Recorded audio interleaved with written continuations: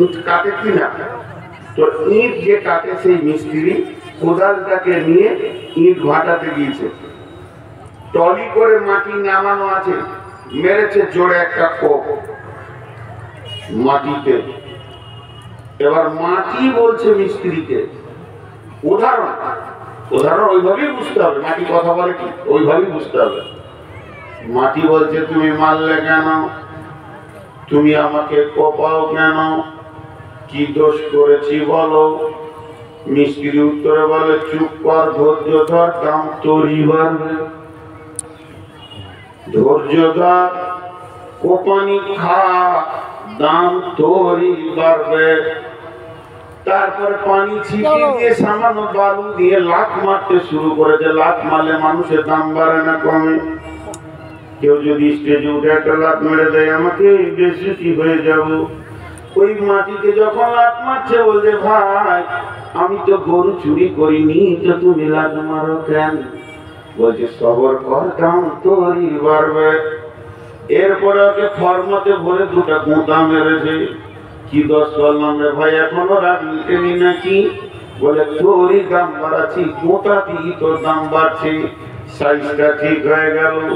এবার ইটটাকে রোদে দিল, ঠান্ডাতে রাখবে না, ফ্রিজে রাখবে না, কোল্ড রাখবে না।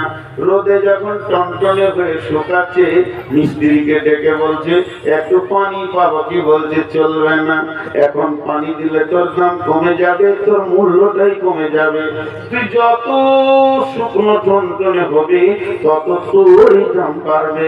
মাটিটা শুকিয়ে গেল, এবারে মাটিতে চাপিয়েছে, পাশে কালো কয়লা এসেছে। কালো মানি হচ্ছে বিয়াদব মাল, ইট বুঝে নিয়েছে ও জ্বলবে, আমাকেও জ্বালাবে। মিস্ত্রিকে বলছে বন্ধু আমি কি দোষ করলাম, এত জবরদস্ত কষ্ট আমাকে নিতে হবে? আমার মিস্ত্রি তখন উত্তরে বলছে মাটি রে তোর দাম বাড়বে, যত দামি হবি ভালো করবি তত দাম বাড়বে।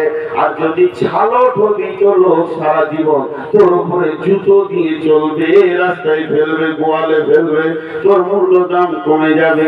ইট যখন টনটনে হয়ে পড়ে গেল, একে রেখে থাক লাগানো আছে। বাঁধাখোলা মাদ্রাসা গেছে, গিরিধর্মপুর মাদ্রাসা গেছে, ডিঙ্গিল মাদ্রাসা গেছেন, এই কোতওয়ালাসি মাদ্রাসা গেছেন। এই মালটাই নিতে হবে, মসজিদটা সুন্দর করে বানাবো। ইট তখন বলছে বন্ধু কোন কলেজে পড়ে এসেছি জানো কি? কত লাখ খেলাম, কত গোটা খেলাম, কয়লার আগুনে নিজেকে জ্বালালাম, তবে আমার রব আমাকে এত সুন্দর পজিশন দিয়েছে। আমাকে কাজ করবে তার নামই হবে রাজমিস্ত্রি। সে আমাকে হাতে ধরে ধরে এমন এমন জায়গায় বসাবে, আমি হব স্কুল, আমি হব কলেজ, আমি হব হসপিটাল, আমি হব স্টেশন, আমি হব মাদ্রাসা, আমি হব মসজিদ। সারা জীবন তেলাওয়াত শুনবো, ধৈর্য ধরলে দাম বাড়বে।